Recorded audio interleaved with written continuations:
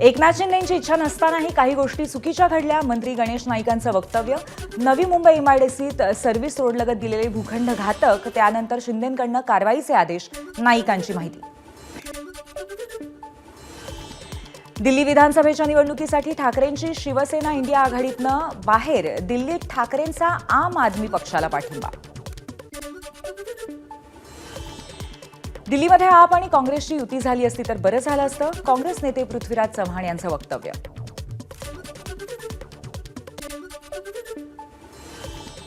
आपने महाराष्ट्राच्या निवडणुकीमध्ये ठाकरे गटाला पाठिंबा दिला होता, त्यामुळे दिल्लीत आपला पाठिंबा. ठाकरे गटाचे खासदार अनिल देसाईंचं वक्तव्य.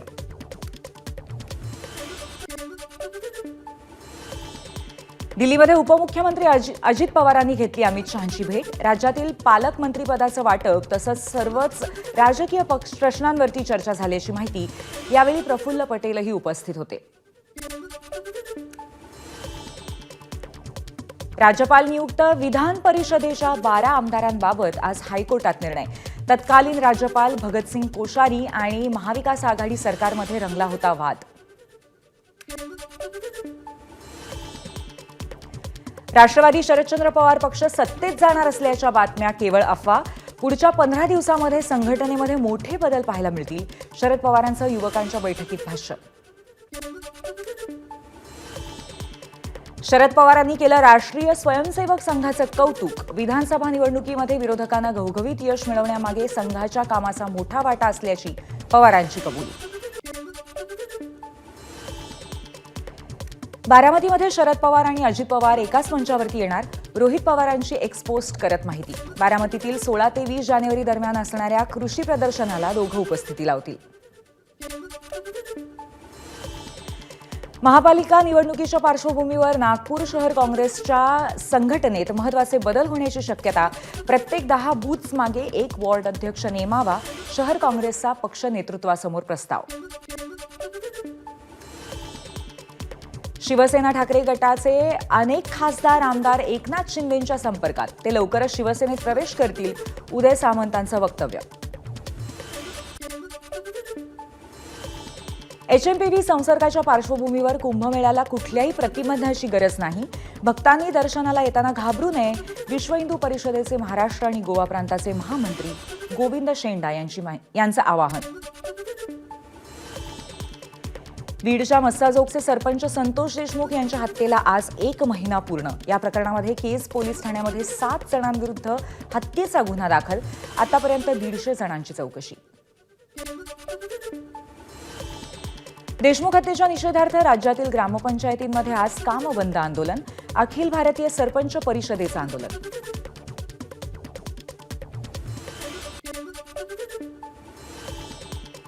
सामाजिक कार्यकर्त्या अंजली दमानियांकडून खळबळजनक फोटो पोस्ट. हाके आणि वाल्मिक कराड यांचा एकत्र जेवतानाचा फोटो पोस्ट.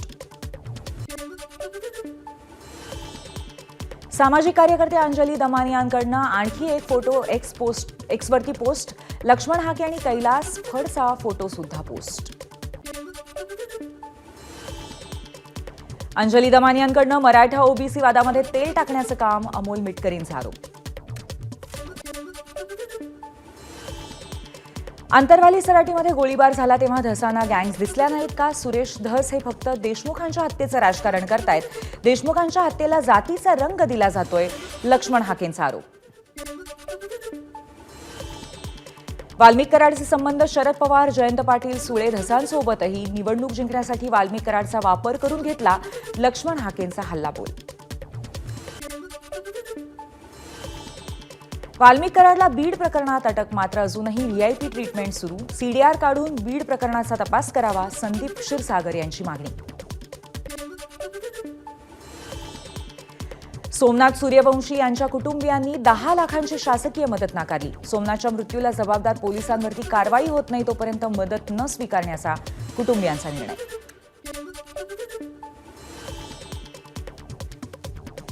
सारंगी महाजन आज मुख्यमंत्र्यांची भेट घेणार. धनंजय मुंडेंनी जमीन हडपल्याचा सारंगी महाजनांचा आरोप. यामध्ये पंकजा मुंडेंचाही हात असल्याचा सारंगी महाजनांचा दावा. जमिनीचा व्यवहार सारंगी महाजनांच्या संमतीनेच त्या व्यवहाराचा धनंजय आणि पंकजा मुंडे यांच्याशी दुरान्वये संबंध नाही, गोविंद मुंडेंनी आरोप फेटाळले.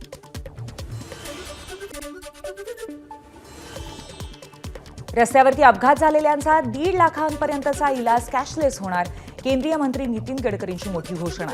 हिट अँड रन प्रकरणातही कुटुंबियांना 2 लाखांच्या मदतीची गडकरीची घोषणा. शासकीय रुग्णालयामध्ये सेवा अधिक दर्जेदार द्या, औषध आणि अन्नपदार्थांमधील भेसळीला प्रतिबंध करण्यासाठी काटेकोर उपाययोजना करा, मुख्यमंत्री देवेंद्र फडणवीसांच्या सूचना. शिवाजी पार्क पूर्णपणे धूळमुक्त करण्यासाठी पालिकेला आयआयटीकडनं अंतरिम अहवाल सादर, आयआयटी तज्ज्ञांकडनं वर्षभर धूळमुक्तीचा अभ्यास. याबाबत पालिका आयुक्त पुढच्या आठवड्यात घेणार बैठक. दुर्गाडी किल्ला परिसरामध्ये जैसे थे स्थिती ठेवा, कल्याण जिल्हा न्यायालयाचे आदेश. या प्रकरणामध्ये मुस्लिम समाजाने दाखल केलेल्या स्थगित याचिकेवरती आज सुनावणी. मुंबईतल्या हवेच्या खराब गुणवत्तेवरती दाखल केलेल्या सुमोटो याचिकेवरती उच्च न्यायालयात आज सुनावणी. हवेच्या गुणवत्तेसाठी पालिका प्रशासनानं काही भागामध्ये बांधकाम बंदी लागू केली होती. नागपूर, पुणे आणि मुंबईकरता स्लीपर वंदे भारत सुरू करण्याची मागणी. त्यासाठी प्रस्ताव मध्य रेल्वेकडनं रेल्वे बोर्डाकडे सादर. इंग्रजी शाळांमधील शिक्षकांच्या मराठी भाषा विषयाच्या चाचण्या घेण्यासंदर्भात शिक्षण विभागाचा विचार. इंग्रजी शाळांमध्ये विद्यार्थ्यांना मराठी भाषेचं दर्जेदार शिक्षण मिळवण्यासाठी प्रयत्न. माथेरानमधल्या ई रिक्षा चालक 14 जानेवारीपासून उपोषण करणार. 6 महिन्यांचा पायलट प्रोजेक्ट डिसेंबरमध्ये पूर्ण झाला असून उर्वरित 74 ई रिक्षा सुद्धा लवकरच सुरू व्हाव्यात, यासाठी रिक्षा बंद ठेवून उपोषण. सिडकोच्या घरांच्या किमती करोडांच्या घरात, खासगी बिल्डर्सप्रमाणे सिडको घरांच्या किमती, अर्जदारांची तक्रार. काही ठिकाणी किमती वाढलेल्या असतील तर आढावा घेऊ, यासंदर्भात वाटलं तर फेरविचार करू, सिडकोचे अध्यक्ष संजय शिरसाट यांची प्रतिक्रिया. मुंबईतल्या पवईला खैरानी रोड आणि घाटकोपरशी जोडणाऱ्या रस्त्याचं काम पूर्ण, रस्त्याचं अनोख्या पद्धतीने सुशोभीकरण. खैरानी रोड इथल्या डोंगराळ भागाच्या ठिकाणी किल्ल्याचं स्वरूप. घोडबंदर रोडवर मेट्रोच्या कामासाठी अवजड वाहनांना बंदी. 20 जानेवारीपर्यंत रात्री 11 ते पहाटे 4 वाजेपर्यंत नागला बंदर सिग्नल ते इंडियन ऑइल पंप आणि नागला बंदर ते भाईंदरपाडा अशी वाहतूक बंदी असेल. विशाळगडावर जाणाऱ्या भाविकांना आणि पर्यटकांना सशर्त परवानगी. सकाळी 10 पासून संध्याकाळी 5 पर्यंत पर्यटकांना विशाळगडावर जाता येणार. मुंबई महानगरपालिका कर्मचारी संघाकडनं जुनी पेन्शन योजना लागू करण्याच्या मागणीचं आयुक्तांना पत्र. पालिका आयुक्त भूषण गगराणी यांनी निर्णय घ्यावा अशी ही मागणी. बांगलादेशींना मालेगावामध्ये जन्मदाखला दिल्याच्या प्रकरणी घोटाळ्याचा तपास करण्यासाठी एसआयटीची स्थापना. किरीट सोमय्यांनी मानले फडणवीसांचे आभार.